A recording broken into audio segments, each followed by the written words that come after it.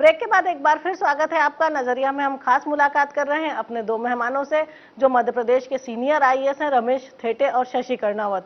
और ये दोनों इन दिनों सरकार से नाराज चल रहे हैं। आइए उनसे बातचीत का सिलसिला आगे बढ़ाते हैं। शशि जी, आपका जो अंदाज है कि आपका जो कुर्ता, आपका ड्रेसअप प्लस उस पर एक तिरंगा, लगता है कि आईएएस का कम नेता के लिए ज्यादा बढ़ता जा रहा है। कुछ ऐसा है? अभी 27 महीने से वेतन नहीं मिला, आधा वेतन मिल रहा, वो कर्ज चुकाने में जाता। तो मैंने एक साड़ी के 2 कुर्ते सिलवाए और एक जैकेट सिलवाई और आज पहन के आ गई। और ये इसलिए पहनती हूं कि लोग साथ दें या ना दें, लेकिन अर्जुन के पेड़ पे पलने वाला कीड़ा, ककून जिससे कोसा बनता है, वो मेरी लाज को ढके है। तो इसलिए मैं ये पहनी हूं और तिरंगा इसलिए लगाई हूं कि ये हमारी राष्ट्रीय अस्मिता का प्रश्न है और राष्ट्रीय अस्मिता को छाती पे लेके चलती हूं। हृदय से पूरी भारतीय हूं। नहीं, आपकी पत्नी ने कहा कि वरिष्ठ होने के बावजूद आपको कलेक्टर नहीं बनाया, तो क्या झगड़ा सारा उसी चीज का? तो नहीं ma'am, I am not fighting for a post, I am fighting for equitable justice and for equitable scenario. वो कलेक्टर या कमिश्नर या इस तरह की बात नहीं, मैं तो इक्वालिटी की बात कर रहा हूं। अगर मेरे बैचमेट को किसी पर्टिकुलर पोस्ट के लिए आप उचित मानते हैं, तो मुझे भी तो 10 में से 9 नंबर मिले हैं। मुझे भी एक ब्राह्मण अधिकारी ने, जो मेरे सीनियर थे, मेरे समाज के तो नहीं थे, एसएन मिश्रा जी, उन्होंने मुझे आउटस्टैंडिंग ऑफिसर का सीआर दिया है और चीफ सेक्रेटरी ने इसको अप्रूव किया है। अच्छा, सीलिंग की जमीन को लेकर गड़बड़ी का अभी आरोप है आप पर। सरकार ने, अगर आप बोलते हैं कि आप सही हैं, आप गलत नहीं हैं, तो फिर अभियोजन की अनुमति मिलने से आपकी इतनी नाराजगी? यही तो गलती है सरकार की, यही गलती है, बल्कि लोकायुक्त की गलती है। सरकार की तो बाद में, क्योंकि लोकायुक्त के दबाव में आके इस तरह का ये काम हुआ है। देखिए, इशू ये है कि मेरे आने के पहले वहाँ 3 कमिश्नर्स पहले रह चुके हैं, स्वर्णमाला रावला जी, एसके वशिष्ठ जी और जयदीप गोविंद जी, तीनों सीनियर ऑफिसर्स, तीनों समर समाज के। उन्होंने सीलिंग भूमि की जमीन के संबंध में जो नया अधिनियम लागू हुआ था 1999 में, निरसन अधिनियम कहते हैं उसको, उसके बाद की स्थितियां स्पष्ट है उसमें कि उस डेट के बाद, जिस दिन ये लागू हुआ अधिनियम, उस डेट के बाद यदि उस जमीन पर किसान का कब्जा सिद्ध हो जाता है, और यह सिद्ध हो जाता है, ऐसी परिस्थितियां उसमें पाई जाती हैं कि उस जमीन का कब्जा विधिवत रूप से नहीं लिया गया है, तो वो जमीन किसान को जाएगी। ठीक है, तो इन 2 बातों को ध्यान में रखते हुए मेरे पहले के 3 कमिश्नरों ने इस तरह के आदेश दिए और किसानों को जमीन वापस कर दी। मैंने भी वही किया, मैंने कोई हटकर कुछ नहीं किया। मेरे हर एक आदेश में इनके आदेशों का हवाला है, सुप्रीम कोर्ट के आदेशों का हवाला है, हाईकोर्ट के आदेशों का हवाला है। जब उन्होंने किया उसको आप सही मानते तो मैं कैसे गलत हो गया? दलित आदिवासी फोरम पर बतौर वक्ता गए आईएएस रहते हुए, क्यों ये क्या गलत क्या है इसमें? भाई मेरे समाज के लोग हैं, अगर सरकार मेरी बात नहीं सुन रही है, कोई मेरी बात नहीं सुन रहा है, तो मेरे लोगों के पास मैं जा नहीं सकता हूं। मेरे जो समाज के लोग हैं उनको मेरा जो कहना है वो बता नहीं सकता हूं, वरना वो क्या सोचेंगे कि अपना ही आदमी कोई गलत होगा। आपका वक्ता बनकर जाना जायज है? Absolutely, it is as per the constitutional provisions, इसमें कोई गलत नहीं। और मैंने क्या बात की? लेकिन ना आप केवल वक्ता बन के गए, बल्कि आपके पूरे स्पीच पर, भाषण की, पूरे आंदोलन की दिशा तय हो रही है। तो मैं अम्बेडकरवादी हूं, मैं 24 कैरेट वाला अम्बेडकरवादी हूं, तो सच बात करूंगा। और सच को क्या डर है? कोई डर नहीं होता सच को। और सच कहा मैंने, इसका असर हुआ है, और एक एक बात जो मैंने वहां पे रखी है वो बिल्कुल सच है, और बगैर सबूत के मैं कुछ नहीं कहा मैंने, और सारी बातें जो है स्पष्ट कर दी। और मैंने सरकार के विरुद्ध कुछ नहीं कहा, मैंने मुख्यमंत्री जी के विरुद्ध कुछ नहीं कहा। मैं आज भी कहता हूं इस कार्यक्रम में कि मैं माननीय मुख्यमंत्री जी का समर्थक हूं, मैं मध्य प्रदेश शासन का समर्थक हूं, और मध्य प्रदेश शासन का और माननीय मुख्यमंत्री जी का सम्मान कैसे बढ़े ये मैं देखूंगा, और ऐसा हो ये मेरी इच्छा है। अच्छा, आपको नहीं लगता कि आपने अपनी एक विभागीय कार्रवाई को आईएएस बनाम दलित में बदल दिया कि स्वर्ण आईएएस बनाम दलित आईएएस? नहीं, ऐसा नहीं है। मैं आपको बताऊं, जो कार्रवाई मेरे ऊपर हुई है, और मैं जब ये केस रजिस्टर करवाऊंगी, एफआईआर दर्ज करवाऊंगी, अभी मैं जानबूझ के खुलासा नहीं कर रही, नहीं तो मैं पूरा बता देती। और क्यों बदला और क्यों, वो भी मैं कारण बता देती हूं। मैंने अपनी व्यथा हर स्तर पे कही।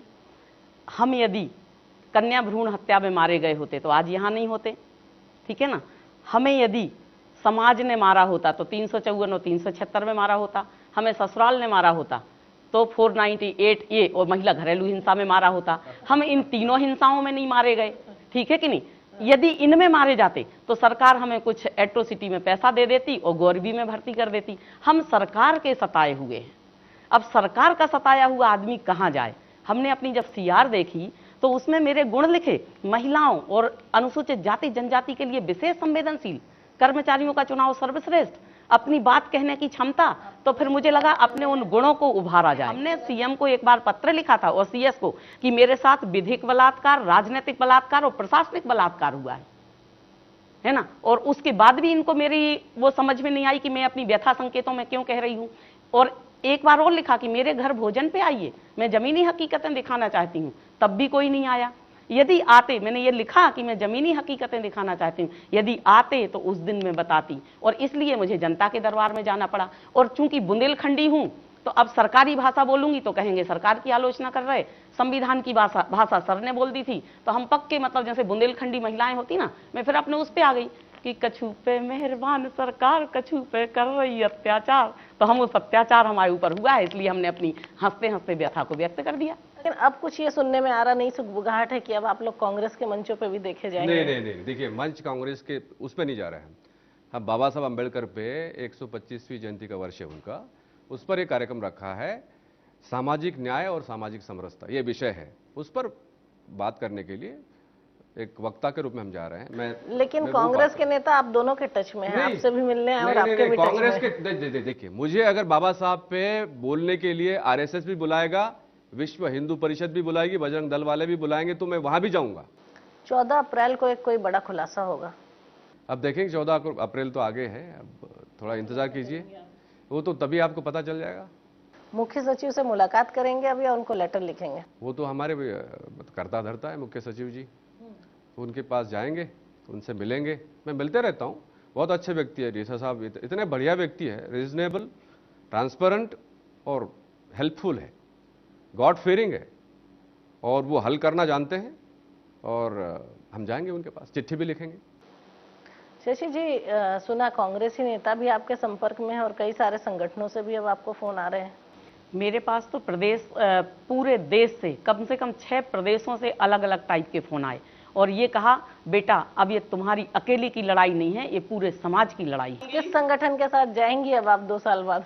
मैं देश के साथ हूँ, और देश में जो समता और समानता की बात करेगा, सामाजिक न्याय की बात करेगा, सामाजिक समरसता की बात करेगा, उसके साथ साथ जो महिलाओं के उत्थान की बात करेगा, महिलाओं को मतलब वो क्या बोलते हैं, अकेले वो बच्चा पैदा करने की मशीन अकेला नहीं समझेगा, स्त्री को एक नागरिक भी समझेगा। मैं उन सब संगठनों के साथ जाऊं। अच्छा, अब एक चीज और कि आपको कई संगठन से फोन आ रहे हैं, आपने संगठन बना लिया और बहुत तरह तरह की चीजें आपने सुनाई कि आपके साथ विधिक बलात्कार हुआ और पता नहीं क्या क्या, और आपने भी अपनी बड़ी व्यक्तिगत व्यथा सुनाई कि मेरी पत्नी पहले सुंदर थी अब कम सुंदर है, बच्चियों के चेहरे से खुशी चली गई।